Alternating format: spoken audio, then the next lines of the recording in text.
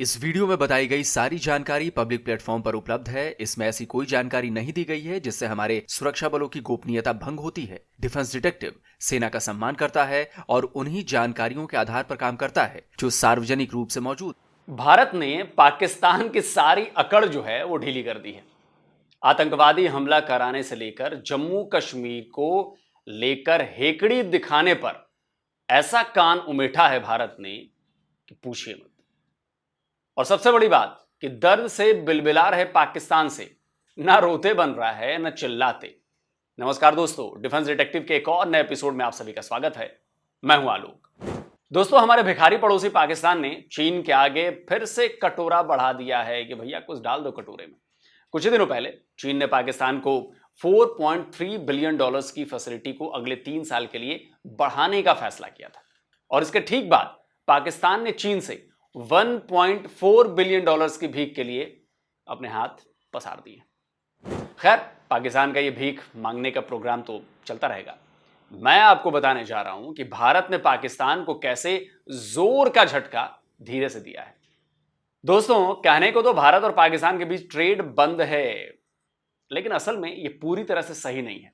भारत और पाकिस्तान के बीच ट्रेड हो रही है, लेकिन वो बहुत लिमिटेड है और भारत ने इसी लिमिटेड ट्रेड में भी पाकिस्तान को जबर पटखनी दी है। दर्द ऐसा है कि अमेरिका में भी पाकिस्तान के फाइनेंस मिनिस्टर को भारत याद आ रहा है। कह रहे हैं कि पड़ोसी देश से ट्रेड नहीं करने का कोई औचित्य ही नहीं है। So I think generically not trading with your neighbors does not make sense. उसमें जो political connotations हैं, जो geopolitics discussions हैं, those are beyond my domain.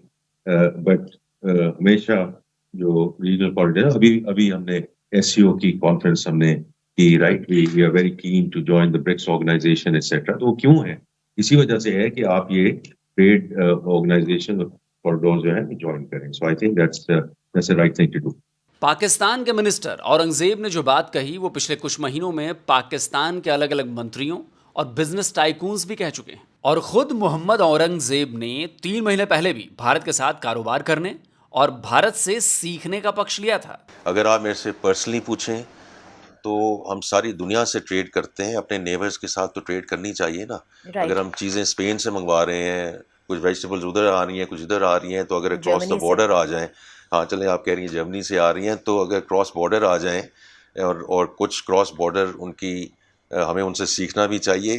Just across the border उनकी यील्ड्स बेहतर हैं, क्रॉप्स की और चीज़ें बेहतर हैं, वो भी उन्हें सीखना चाहिए। अगर वो आ जाए तो it can only help the country.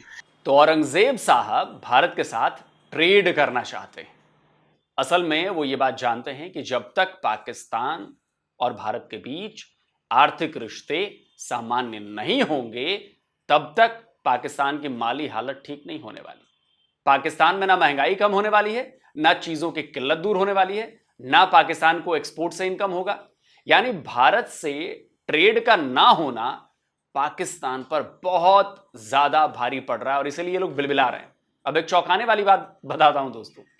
बात यह है कि भारत और पाकिस्तान के बीच चल रहे लिमिटेड ट्रेड में भी भारत पाकिस्तान को ऐसे रगड़ रहा है कि बस पूछिए मत।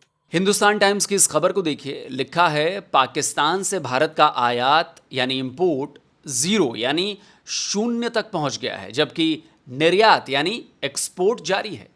हिंदुस्तान टाइम्स की यह रिपोर्ट भारत सरकार के जारी आंकड़ों के आधार पर तैयार की गई है। रिपोर्ट बता रही है कि इस फाइनेंशियल ईयर यानी 2024-25 के शुरुआती 5 महीनों में भारत ने पाकिस्तान से कुछ भी इंपोर्ट नहीं किया। रिपोर्ट के मुताबिक पिछले फाइनेंशियल ईयर में भारत ने पाकिस्तान से इन्हीं शुरुआती 5 महीनों के दौरान $3 मिलियन का सामान इंपोर्ट किया था। भारत ने पिछले साल पाकिस्तान से मिनरल ऑयल, कॉपर, फल और नट्स, सल्फर, प्लास्टर करने के मटेरियल, कपास एक टाइप का, वो इंपोर्ट किया था। लेकिन इस साल भारत ने पाकिस्तान से कुछ भी इंपोर्ट नहीं किया, जबकि इसके उलट पाकिस्तान को भारत ने $235 मिलियन का एक्सपोर्ट किया है और इसमें चीनी और दवाइयां मुख्य रूप से हैं। देखिए, 2 महीने पहले पाकिस्तानी न्यूज़ चैनल दुनिया न्यूज़ ने भी इस पर एक रिपोर्ट की थी। इस रिपोर्ट में बताया गया है कि पिछले 5 सालों में पाकिस्तान ने भारत से अरबों डॉलर्स का इंपोर्ट किया है।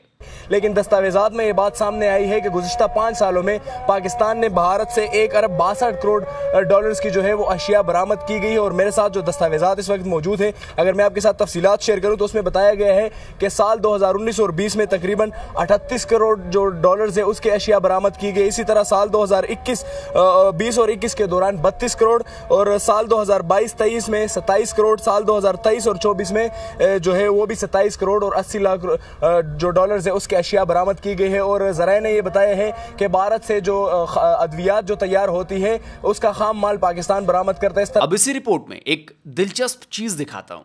देखिए, दुनिया न्यूज जिस डॉक्यूमेंट के दम पर यह खबर चला रहा था उसमें क्या लिखा था? उसमें साल दर साल पाकिस्तान और भारत के बीच एक्सपोर्ट इंपोर्ट का डेटा था। जरा ध्यान से देखिए, यह डेटा तो और ज्यादा चौंका रहा है। पाकिस्तानी आंकड़ों के मुताबिक पाकिस्तान ने तो 2020-21 से अब तक भारत को कुछ भी एक्सपोर्ट नहीं किया है, जबकि इसी दौरान उसने 1600 मिलियन अमेरिकी डॉलर का इंपोर्ट किया है।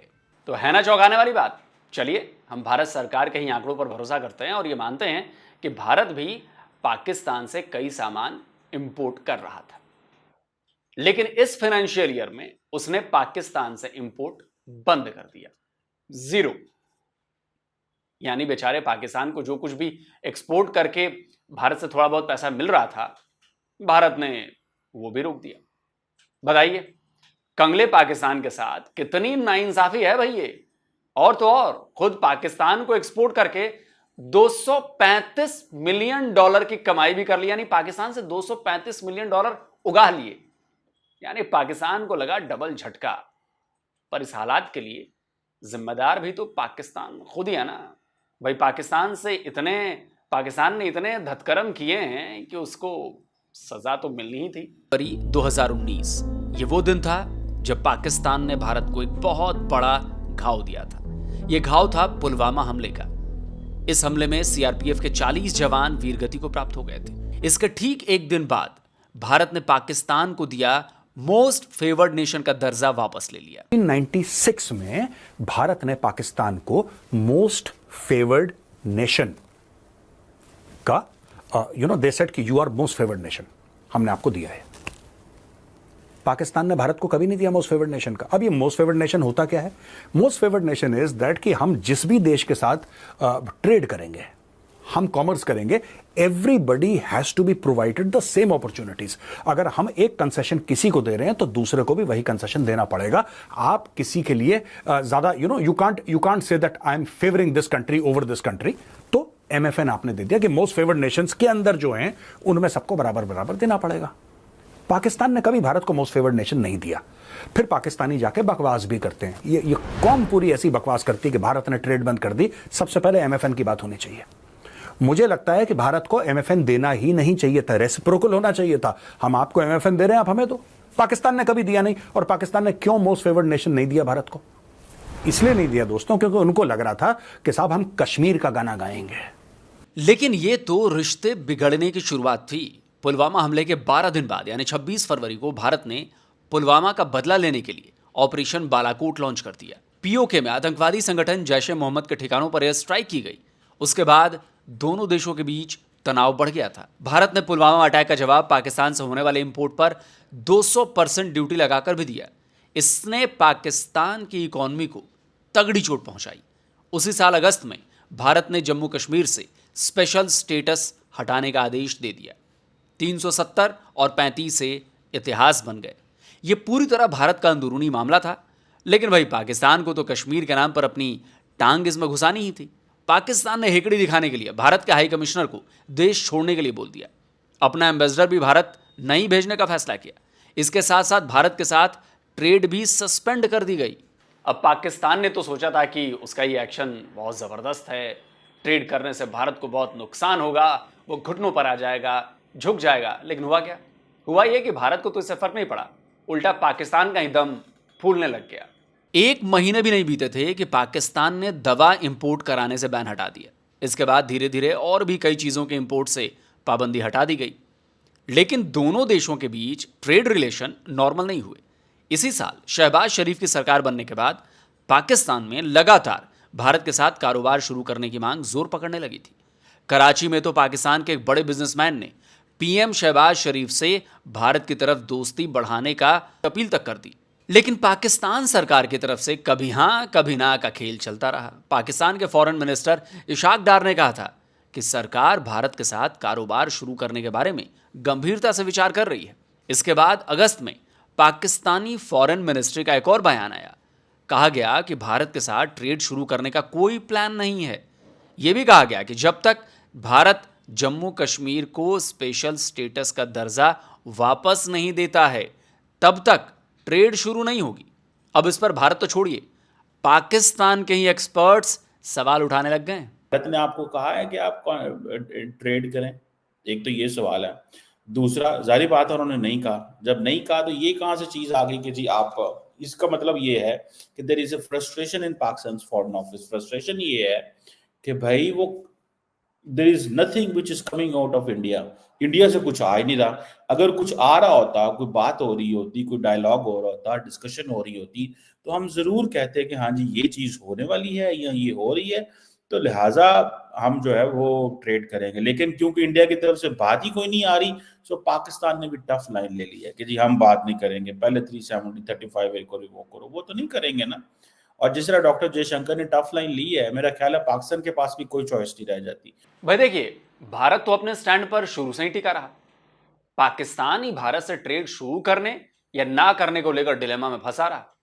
असल में पाकिस्तान ने भारत के साथ ट्रेड तो बंद कर दिया था, लेकिन इसका बहुत बुरा खामियाजा उसे और पाकिस्तान के लोगों को भुगतना पड़ गया। द क्रिश्चियन साइंस मॉनिटर की रिपोर्ट इसी साल 1 अप्रैल की है। रिपोर्ट की हेडलाइन ही है कि भारत से ट्रेड सस्पेंड करना पाकिस्तान को महंगा पड़ रहा है। असल में पाकिस्तान का गुजारा बिना भारत के सामान के नहीं चल सकता। भारत ही वो देश है जो पाकिस्तान को सस्ता और अच्छा सामान दे सकता है। तो ट्रेड बैन के बाद पाकिस्तान भारत के सामान को दुबई और सिंगापुर से खरीदने लगा। आलू, प्याज, टमाटर और अनाज से लेकर मसाले तक, मशीनरीज से लेकर केमिकल्स तक दुबई और सिंगापुर से खरीदना कंगाल पाकिस्तान के लिए बहुत महंगा पड़ रहा है। इसीलिए एक्सपर्ट्स ये कहने लगे हैं कि जब भारत का सामान खरीदना ही है तो सीधे भारत से खरीदो। इस वजह से पाकिस्तान में महंगाई का ग्राफ भी तेजी से ऊपर चढ़ने लगा। ट्रेडिंग इकोनॉमिक्स का ये ग्राफ देखिए। पिछले साल अक्टूबर में पाकिस्तान में इन्फ्लेशन रेट 26.89% था। नवंबर में ये 29.23% तक पहुंच गया था। लोगों को आटा तक खरीदना मुहाल हो गया था। 800 रुपए किलो आटा बिक रहा था। इस साल मार्च में इन्फ्लेशन में कमी आई है और सितंबर में ये 6.9 तक पहुंच गई, लेकिन अभी भी स्थिति ग्राउंड लेवल पर बहुत ज्यादा ठीक नहीं हुई है। और इसकी एक बड़ी वजह भारत से ट्रेड का बंद करना भी है। इसीलिए पाकिस्तान के बिजनेसमैन और पाकिस्तान के पॉलिटिशियंस बार बार भारत के साथ कारोबार शुरू करने पर जोर दे रहे हैं, गिड़गिड़ा रहे हैं कि भैया शुरू कर लो बिजनेस, ट्रेड शुरू कर लो भारत से। लेकिन पाकिस्तान के साथ दूसरी दिक्कत है, वो अपने लोगों को भूखा मार सकता है, आटे और रोटी के लिए तरसा सकता है, लेकिन कश्मीर का राग नहीं छोड़ सकता। तो भाई मत छोड़ो, बिल्कुल मत छोड़ो, पकड़े रहो कश्मीर का राग। फिर तुम्हारे मिनिस्टर्स क्यों बार बार भारत के साथ ट्रेड करने को लेकर पैरवी करते रहते हैं? मना करो उनको और बिल्कुल अपनी बात पर कायम रहना। भारत के लिए भी यही ठीक है। पाकिस्तान के साथ जितने कम रिलेशन भारत के होंगे, भारत के लिए उतना ही अच्छा है। और हां, भारत की दवाइयां कैसी लग रही है? ऐसे दुश्मनी और जब जान बचाने की बात आती है तो भारत की दवाइयां खाते हो। खाओ। तो दोस्तों, अपनी राय इस वीडियो पर कमेंट करके जरूर दीजिए और साथ में इस वीडियो को ज्यादा से ज्यादा फैलाइए भाई, शेयर करिए, ताकि लोगों को पता तो चले कि भारत से पंगा लेकर पाकिस्तान की हालत कैसे हो गई है और पाकिस्तानी कैसे गिड़गिड़ा रहे हैं। और जिन दोस्तों ने अभी तक डिफेंस डिटेक्टिव को सब्सक्राइब नहीं किया है तो भाई आपसे अनुरोध है, आग्रह है, चैनल को सब्सक्राइब करिए और साथ में बेल आइकन जरूर दबाइए, जिससे हमारे द्वारा अपलोड किए गए हर वीडियो की जानकारी आप तक फौरन पहुंच जाए। जल्दी मिलता हूं एक और नए वीडियो के साथ। नमस्कार, जय हिंद। तो अगर आप चाहते हैं मुझसे बात करना, मुझसे कोई सवाल पूछना, तो फैन कॉल पर आप मुझसे कनेक्ट हो सकते हैं। फैन कॉल में ये सुविधा है कि आप अपने हिसाब से वहां पर जाकर टाइम स्लॉट बुक कर सकते हैं कि आपको फलाने दिन मुझसे बात करनी है, फलाने टाइम पे मुझसे बात करनी है। लेकिन ये भी बता दूं कि ये पेड सर्विस है।